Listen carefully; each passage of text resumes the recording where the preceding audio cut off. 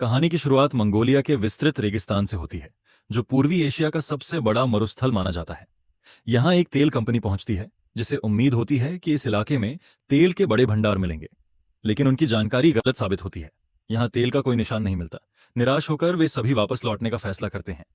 उन्हें लेने के लिए एक विमान भेजा जाता है, जिसके पायलट का नाम फ्रैंक है। उसके साथ उसका सह पायलट भी मौजूद है। दोनों का काम सभी कर्मचारियों और उपकरणों को सुरक्षित बीजिंग पहुंचाना है। सभी लोग विमान में सवार हो जाते हैं और उड़ान भरते हैं। लेकिन उड़ान के दौरान रेगिस्तान में अचानक भीषण रेत का तूफान उठ खड़ा होता है। सह पायलट फ्रैंक से पूछता है कि अब क्या किया जाए। फ्रैंक जवाब देता है कि अगर वे वापस लौटते हैं तो ईंधन की समस्या खड़ी हो जाएगी, क्योंकि दोबारा उड़ान भरने लायक ईंधन उनके पास नहीं है, और ईंधन मिलने में कितना समय लगेगा यह भी तय नहीं। इसलिए वह आगे बढ़ने का निर्णय लेता है। वह विमान को ऊंचाई पर ले जाने की कोशिश करता है ताकि तूफान से बाहर निकल सके, लेकिन विमान पहले से ही भारी लदा हुआ होता है और जल्द ही वे तूफान में बुरी तरह फंस जाते हैं। वे रेडियो के जरिए संपर्क साधने की कोशिश करते हैं, पर सिग्नल नहीं मिल पाता। रेत के असर से विमान का एक इंजन खराब हो जाता है। हालात बिगड़ते देख फ्रैंक आपातकालीन लैंडिंग का फैसला करता है और विमान को नीचे उतारने लगता है। लेकिन सामने कुछ भी साफ दिखाई नहीं दे रहा होता। जैसे ही विमान नीचे आता है, उसका पिछला हिस्सा एक चट्टान से टकरा जाता है। टक्कर इतनी तेज होती है कि पिछला दरवाजा खुल जाता है और एक यात्री बाहर गिरकर अपनी जान गंवा देता है। विमान रेत पर घिसटता हुआ आगे बढ़ता है और आखिरकार रुक जाता है। अंदर जांच करने पर पता चलता है कि 2 और यात्रियों की मौत हो चुकी है। बाहर अभी भी तूफान जारी है, इसलिए कोई बाहर नहीं जा सकता। जब तूफान शांत होता है तो वे देखते हैं कि विमान लगभग रेत में दब चुका है। कुछ घंटों बाद हवा दोबारा चलती है और रेत हटने लगती है, जिससे विमान फिर से दिखाई देने लगता है। सभी लोग बाहर निकलते हैं और राशन की जांच करते हैं। उन्हें पता चलता है कि उनके पास लगभग 1 महीने का खाना और पानी मौजूद है। तभी उनमें से एक व्यक्ति कहता है कि वह पैदल निकल जाएगा। बाहर निकलने के लिए करीब 200 मील का सफर तय करना होगा, क्योंकि वे अब मंगोलिया में नहीं बल्कि चीन की सीमा के भीतर कहीं हैं। लेकिन उन्हें अपनी सही स्थिति का पता नहीं और रेडियो भी काम नहीं कर रहा। वह व्यक्ति दावा करता है कि उसने मैराथन दौड़ी है और लंबी ट्रैकिंग की है, इसलिए वह यह सफर तय कर सकता है। उसे समझाया जाता है कि जुलाई का महीना है और इस समय रेगिस्तान में भीषण गर्मी पड़ती है। वह कहता है कि वह केवल रात में यात्रा करेगा, लेकिन उसे बताया जाता है कि यहाँ की पहाड़ियां चुंबकीय हैं, जिससे कंपास काम नहीं करेगा और वह रास्ता भटक सकता है। यह सुनकर वह फिलहाल रुकने का फैसला करता है। उसी रात जब सभी लोग विमान के अंदर सो रहे होते हैं और बाहर फिर से तूफान चल रहा होता है, तभी डेविस नाम का एक व्यक्ति बाहर शौच के लिए जाता है। लौटते समय उसका पैर एक पत्थर से टकराता है और वह फिसलकर नीचे की ओर लुढ़क जाता है। तूफान की वजह से उसे कुछ दिखाई नहीं देता और वह रास्ता भटक जाता है। वह मदद के लिए पुकारता है, लेकिन उसकी आवाज कोई नहीं सुन पाता। सुबह जब सभी जागते हैं तो डेविस गायब मिलता है। वे उसे ढूंढने की कोशिश करते हैं, पर उसका कोई पता नहीं चलता। वह रेत में दब चुका होता है। इस घटना से सब घबरा जाते हैं। समूह में मौजूद एक महिला फ्रैंक के पास जाती है और पूछती है कि उनके बचाए जाने की कितनी संभावना है। फ्रैंक ईमानदारी से कहता है कि शायद 5%। वह समझाता है कि वे रेगिस्तान के बीच फंसे हैं और अगर सीमित राशन के साथ चलने की कोशिश की तो 2 दिन में सब खत्म हो जाएगा और कोई नहीं बचेगा। बचाव की संभावना कम है, लेकिन वह उम्मीद नहीं छोड़ता और इंतजार करने का पक्ष लेता है। समय बीतने के साथ कुछ लोगों का भरोसा डगमगाने लगता है। 2 लोग तय करते हैं कि वे यहां से निकलेंगे और अपने साथ थोड़ा पानी ले जाने लगते हैं। फ्रैंक उन्हें रोकता है और कहता है कि पानी कोई नहीं ले जाएगा। इसी बात पर उनके बीच हाथापाई हो जाती है और पानी गिरकर बर्बाद हो जाता है। तभी एलियट नाम का एक व्यक्ति आगे आता है। वह कहता है कि उसके पास एक योजना है जिससे वे सब बच सकते हैं। वह कई दिनों से विमान को ध्यान से देख रहा है और उसका मानना है कि वे इसी मलबे से एक नया छोटा विमान तैयार कर सकते हैं। फ्रैंक उससे पूछता है कि उसे विमानों के बारे में क्या जानकारी है। एलियट बायलर बताता है कि वह पहले विमान डिजाइन किया करता था। समूह के अधिकतर लोग उसके बारे में ज्यादा नहीं जानते थे, क्योंकि वह उस तेल कंपनी का नियमित कर्मचारी नहीं था और पिछले 2 सालों से ही उनके साथ जुड़ा था। उसकी बात सुनकर सब चौंक जाते हैं, लेकिन साथ ही उनके मन में उम्मीद की एक नई किरण जागती है। वे विमान को दोबारा बनाने के विचार के लिए तैयार हो जाते हैं। हालांकि फ्रैंक इस योजना से सहमत नहीं होता। उसे यह असंभव लगता है और वह साफ इनकार कर देता है। अगली सुबह जेम्स नाम का एक व्यक्ति चुपचाप वहां से निकल जाता है। समूह की वही महिला उसे ढूंढने के लिए जाने लगती है, लेकिन फ्रैंक उसे रोकता है और कहता है कि वह खुद जाकर जेम्स को ढूंढने की कोशिश करेगा। फ्रैंक जेम्स को ढूंढने के लिए निकल पड़ता है। वह उसी पहाड़ी तक पहुंचता है जहां विमान का पिछला हिस्सा टकराया था। वहीं उस यात्री की लाश भी पड़ी होती है जो हादसे के वक्त नीचे गिर गया था, लेकिन इस बार उसके शरीर पर कपड़े नहीं होते। आसपास गोलियों के खाली खोखे भी बिखरे पड़े होते हैं। यह देखकर फ्रैंक सन्न रह जाता है। तभी जेम्स वहां आ जाता है। जेम्स बताता है कि उनसे पहले यहाँ कोई और आ चुका है। वह कहता है कि वह अपनी घड़ी लेने आया था जो उसने उस मरे हुए व्यक्ति से पोकर में हार दी थी, लेकिन अब उसके हाथ में वह घड़ी नहीं है। दोनों समझ जाते हैं कि रेगिस्तान में सक्रिय तस्कर यहां आए थे और घड़ी लेकर चले गए। गोलियों के खोखे इस बात का सबूत थे कि उन लोगों ने उनके साथी के शव पर निशानेबाजी की थी। फ्रैंक जेम्स से वापस चलने को कहता है, मगर जेम्स मना कर देता है। वह पूछता है कि फ्रैंक नया विमान बनाने के खिलाफ क्यों है। फ्रैंक कहता है कि यह नामुमकिन है।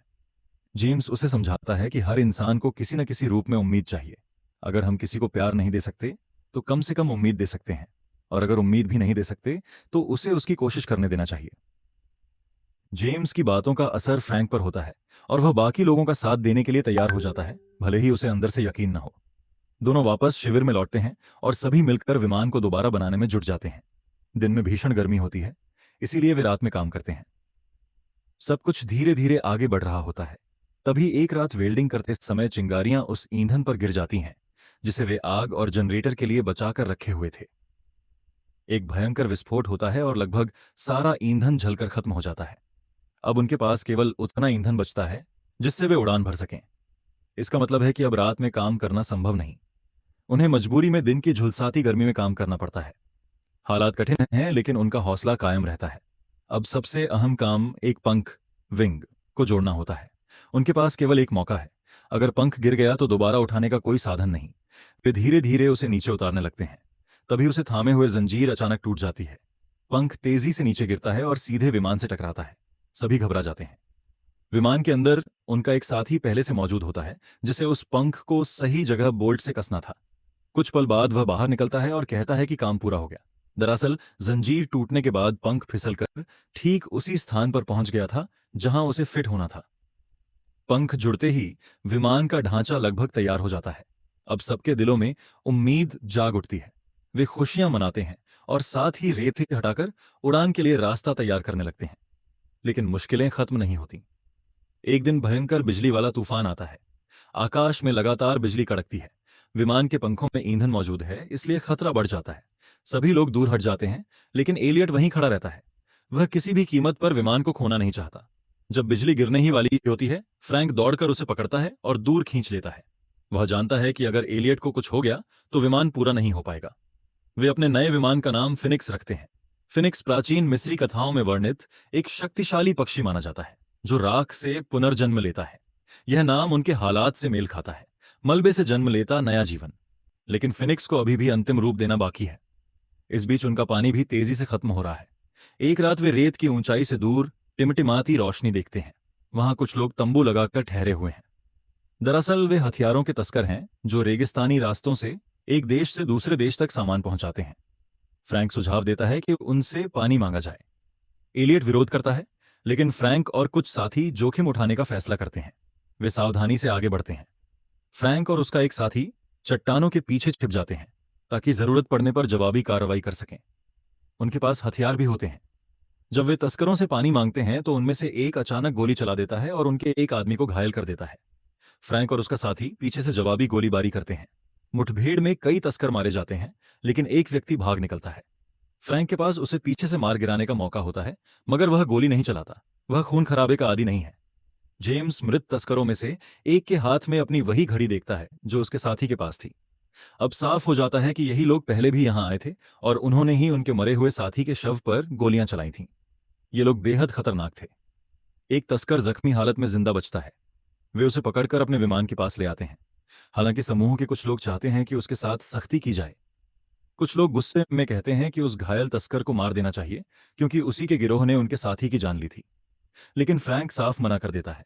वह कहता है कि वे हत्यारे नहीं बनेंगे। इसी बात पर सबके बीच बहस छिड़ जाती है।